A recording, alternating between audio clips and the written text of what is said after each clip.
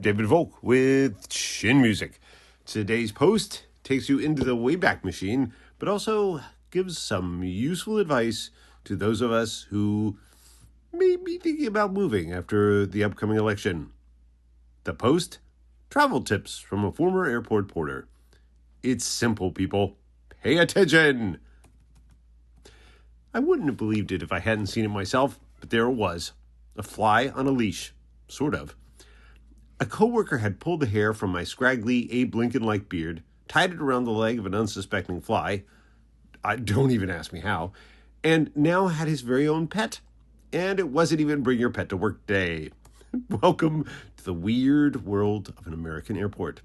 When I started this piece about my 2 years as an airport porter in pre-9/11 and pre-COVID America, I hope to offer valuable lessons for travelers. But sometimes there are no lessons about what goes on at an airport. It just is. Like the time I checked a passenger's bag and asked him where he was flying. California, he said. Other passengers were equally cryptic, saying things like Michigan or Ohio. People, I understand that you're excited to be vacationing, going on the lam, or attending the International Rock, Paper, and Scissors Tournament, but you really need to be more specific unless you want your luggage dropped off at any old place as the plane passes over your destination state line. Then not even an AirTag will help you. After all, there are 3 big airports each in Michigan and Ohio, and at least 2,000 of them in California, all of them being located in or near Los Angeles. And I still can't forget the day I wrote a passenger's gate number on his ticket envelope, looked him in the eye, told him his gate number, and how to get there. Any questions? I asked before sending him on his way. Yes, he replied. What's my gate number? Who am I kidding? This happened numerous times every day. I don't know why, but there's something about air travel that causes some people to remember more luggage than they need while forgetting to pack their brains. On one particularly slow afternoon, a woman drove up to the curb, hopped out of her car, and yelled, I'm here! Stop the plane! We'll get right on that, Waters said in a New York accent laced with sarcasm. Things got even weirder behind the scenes. At one airline, the baggage handlers appeared to interpret the word fragile as French for throw very hard. And they wonder why Eastern Airlines is no longer flying. At another, staffers were so unhappy with the terms of a merger that had happened years before that they still took a half hour to transport bags to the baggage claim at the regional airport where I worked. It wasn't a huge airport, people.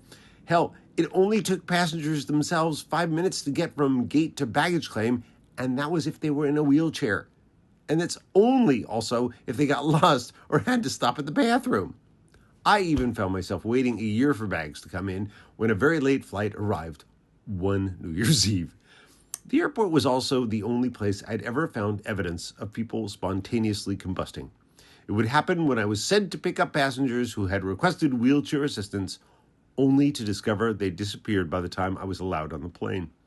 Apparently, many of them weren't so excited to have to wait for the plane empty that they either went up in flames or experienced the most amazing mass healing on record. And it happened every day. While all of the porters enjoyed helping passengers, wheelchair duty was unpopular because it was time-consuming, took porters off the curb, and meant that they made less money because people who needed the assistance thought we worked for the airlines and didn't realize we worked for tips. The gratuities were great during Florida snowbird season, but not so good during the summer doldrums when few people traveled to Fort Myers, where I worked. To keep things fair, we worked on a rotation system, and whenever a porter got a customer, they went to the end of the line to wait for the next turn. The rotation meant that only one porter had to stand out on the curb in Southwest Florida's stifling midday heat, while the rest could sit inside in air-conditioned comfort. Lovely. Since summer flights were few and far between, it wasn't unusual for one person to stand out on the curb, leaning against their luggage carrier for hours at a time. That's how I discovered the most important lesson of all, and the only one I can offer you after years in the field. It really is possible to fall asleep standing up. So make sure your luggage carrier is there to catch you or at least break your fall. I've been David Volk for Chin Music.